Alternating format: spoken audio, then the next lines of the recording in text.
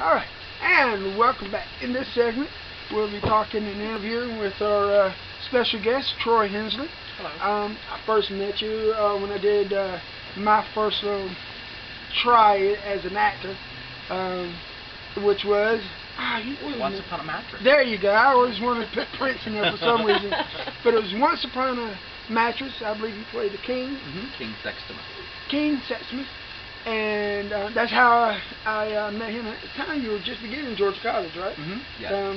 Did you finish up the degree? Or I'm finishing up this semester, yes. Great. What is it? I assume it's some kind of acting theater. There you go. Anyway, that's how I met him in your interview. So, tell us a little bit about yourself. That's always on the spot. Yeah, that's always a hard one to do. Even when you're ready for it, that's always hard. I started acting when I was never a young actor, except for, my grandmother always told me to act like you got some sense. And I was a grandmother's boy, but I never got the real taste of acting until I was in my 20s. In your 20s? Yeah. I'm going to say something stupid. Oh, you're not in your 20s now? No, I am not. Okay. I wish I was. I'm in my 30s now. Okay, what's this? Those years would be good. I started out in Macon, Georgia, and I did talent shows, and I hosted talent shows, and I did silent clown performances as Charlie Chaplin and Lucille Ball were always my favorites, along with Rick Skelton. On stage performance? Yes, that's how I started doing it at the Douglas Theater. Okay.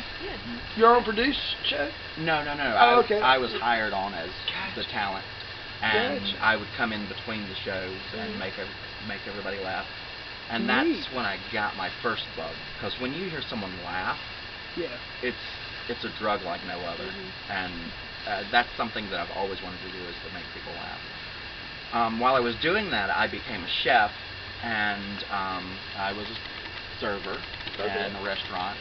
And so the stereotypical starving actor. Absolutely, yeah. But I never thought about becoming an actor. I just love doing it, and it's kind of like a virus. You get it, and it stays with you. So I was making well as a chef, and I decided to try my hand a little more into acting. And we went, my wife and I, but then we were dating, we moved to Savannah, and we were tour guides. And being a tour guide is a lot like being a stand-up comedian, because it's all improv, and you've got to come up with really bad jokes, which is, if you want bad jokes, I'm the one to come to. But we were tour guides, and I started acting. The trolley tour guide? I drove the trolley, and I did ghost tours, and then I started driving the horse carriage, and I had fun with horse carriage, but my get-up, I used to wear robes and have makeup on, and that didn't work well with the horses. The horses did not like the flowy robes because it would flap in front of them, and they spook. But I enjoyed driving the trolley and telling the tours, and I'd start out with, my character was Lord Troy, and he was supposed to be English. So it would go, "Good evening, ladies and gentlemen. Welcome aboard the trolley of the Dunes." Oh, man. And I created him like a crypt keeper. Okay, right. And that's when it really sunk in that I'm not really good at anything else. I have to be an actor. But then when you're just an actor, I found that it's really hard to make a living. So I started training. We started looking for schools that we could go to. My wife wanted to write, which is something she's done her whole life, and I wanted to act. And we found Georgia College, which is one of the premier colleges, public liberal arts college. It is. For theater. You get more bang for your buck. I was going to go to SCAD, but the thing about Georgia College is that the theater program is ran like professional theater. Everyone in there comes from a background from the professional level. Karen Berman, who is the chair, she has theater in Washington that she splits with another director. She also was a professional casting director, and now they have Dr. Christy Papier, which is someone else who's a professional casting director, and then every single person has worked in the professional level. So you're taught the professional world from the very beginning. At the college. Yes. It sounds like, I mean, we've never explored it until recently, that Millersville has a budding underground entertainment that's just now beginning to maybe blossom. Yeah. Right, I believe you're right. Well, there's so much scenery here that can be used in films. When we had I'm on the board of the Millersville Film Festival, and when we had filmmakers come from Canada and quite a few other places, they talked to us about using a lot of the different scenes for parts in their movies. And if you think about it, we have a little bit of everything, from the asylum all the way down to forests and things. Not to interrupt, but that just reminds me of, I'm a closet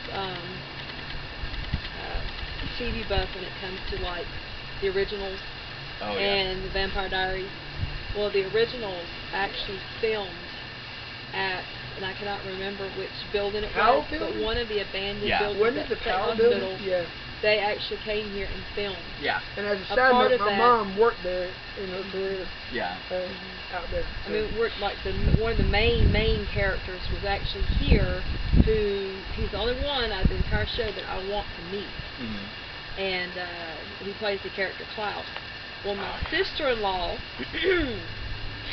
Charlotte, actually sent me a text, and she was scared too because she went there early that morning and was just kind of standing off to the side, seeing what she could see. He comes walking across the road, Joseph Morgan, and he stopped and he talked to her. She had her picture taken with him. Anyway, I was very happy for her, but I mean, just in Millersville, Georgia, that happened. Well, the thing is, it's 2 hours away from Atlanta, but the hardest thing is that it's set aside from everything else. However, that's also the best thing, because we're 2 hours away from Atlanta, which has become the third largest film industry in the country. We are overtaking New York now. Yeah, that's right. Tyler Perry has his studios. Yeah, and there's also Pinewood Studios, which is being finished up, which they're going to be filming. They're filming Ant-Man there. Is that in Fayetteville? Yes. And north of that, they've got Walking Dead. We have a campus that's opening in Fayetteville, and that kind of part, I think, across from. Yeah. They're GMC making deals with. Yes. GMC is making a deal with Pineville, which makes sense. Military College. Really want, and see, that's something I've always enjoyed working with, is Georgia Military College with Amy Dipler and her group. They're one of the most welcoming groups in theater, and if anybody wants to experience a great theater life, it would be with Amy Dipler, because she's so knowledgeable as a director, and she makes magic every time I have seen any of her productions. Just another silent talent. Yeah. In Millersville, hopefully taking off. Now she's a playwright, and her plays have been played all around the country. That is great. And her brother, Eddie Dipler, is also a great playwright. I never knew. I didn't know that, actually. We have just gotten into this realm recently. That is great. He teaches script writing at Georgia College. And I've taken him a few times. It's wonderful. As a matter of fact, one of the scripts that I've developed in this class is in the midst of being sold as a sitcom. Hang on for that. Wow. We'll be right back, and we'll see what that sitcom may be in just a few minutes. We'll be back to you in a minute.